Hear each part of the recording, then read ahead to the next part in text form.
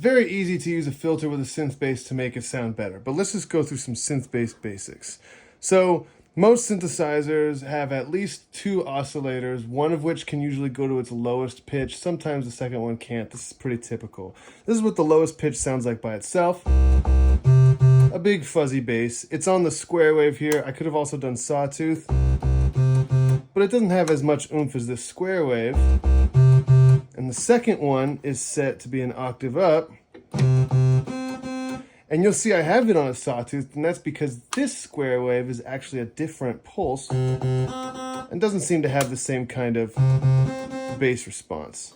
So you start by having the low one, and then maybe fading in a little bit of the second one. They're not synced, but they're pretty much in tune, although that's kind of nice little fatness. Now again, this is a really simple synth bass.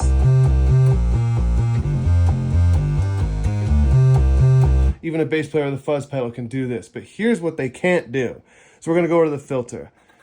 If we make sure that our filter cutoff is really low, but our envelope amount, which is called contoured cutoff here, is really high, then what we're gonna do is we're gonna have the most range before returning to a low bass sound.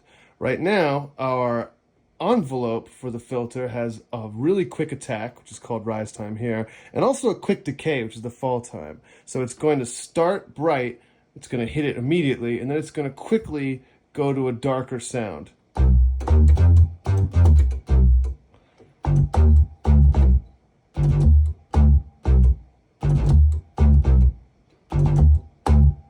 So there you go, classic, great little synth bass part. Really just a simple idea with that filter. Now the other kind of option is to open the attack a little bit more, so it's a little bit of a slower attack. Now it's going to start on the bottom part of the sweep, open up, but because we have a quick decay, it's going to close right back down. So there's like a wow, wow. You can even adjust the attack a little bit more.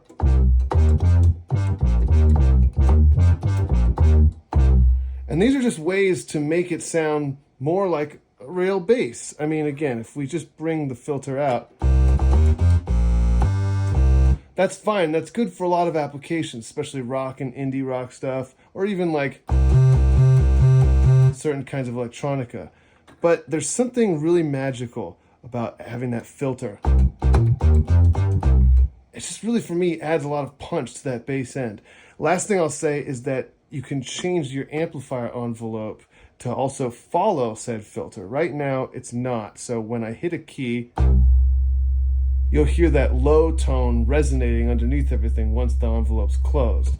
But if our amplifier envelope was set up the same way, where it also had a quick decay, this is a really great old budget synth, the old realistic concert-made MG1. So actually, the filter and amplifier envelopes have the same controls. And I don't like it on this one as much. It really cuts the volume down. But it is cool because it's kind of short. It's kind of harder to play on this one. I'll bring the volume up. You can hear there's no carryover in the tone. It can be really nice if you don't want to have any of that and you want something a little bit sharper. But generally speaking, I kind of leave the amplifier envelope alone so that I can actually sustain the notes. Notice that the legato, when we play it legato, you don't get any of that filter. It's kind of hard on this synth because you really have to pull your fingers out. Other synths make it easier.